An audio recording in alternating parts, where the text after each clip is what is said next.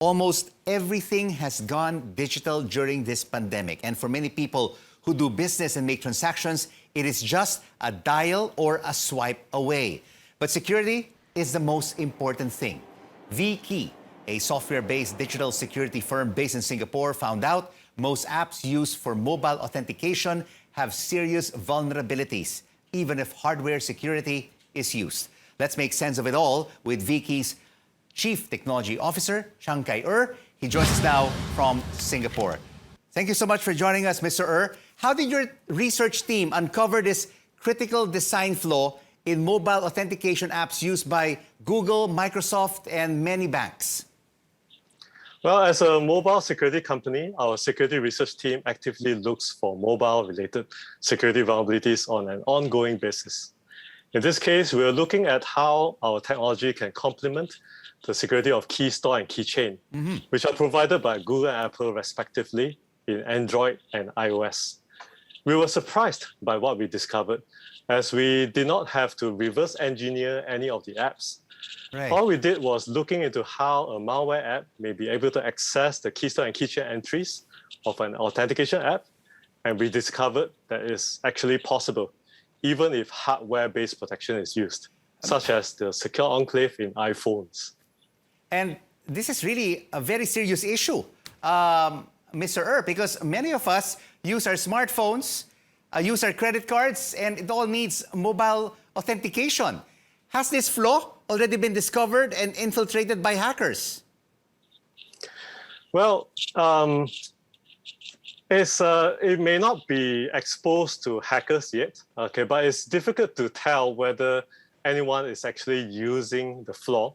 We have not seen any reports of similar attacks so far, but I wouldn't be surprised if someone who has discovered the flaw may have been stealthily making use of it to compromise user accounts. Such attacks can be done stealthily without the user or app developer realizing what happened, because the authentication app doesn't even have to be running.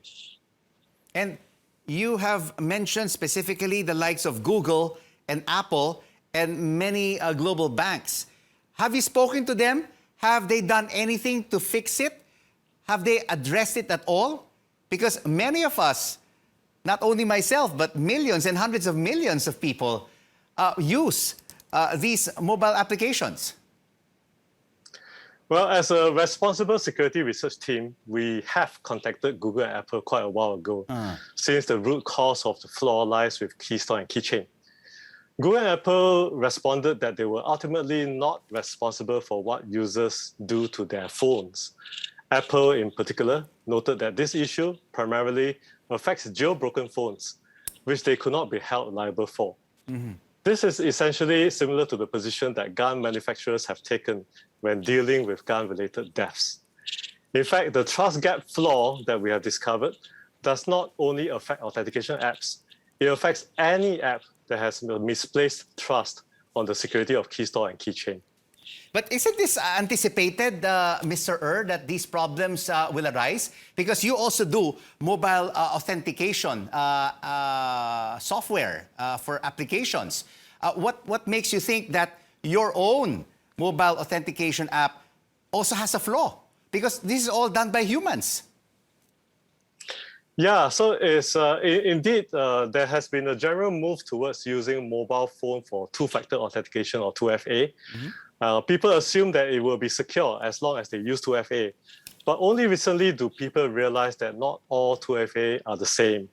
So for example, SMS-based OTP has been in the news lately as an example of a weak 2FA that can be quite easily hacked.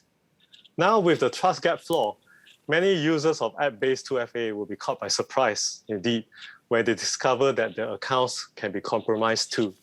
Once user logins are compromised, hackers can proceed to do much more damage, as is as good as giving them access to everything belonging to the user accounts.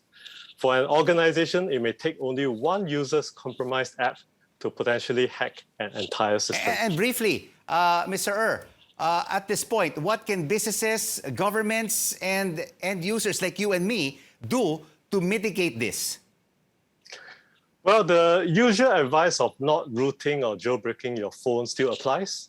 But with lots of spyware and malware that can attain privilege escalation nowadays, users will have to be extra careful about installing apps.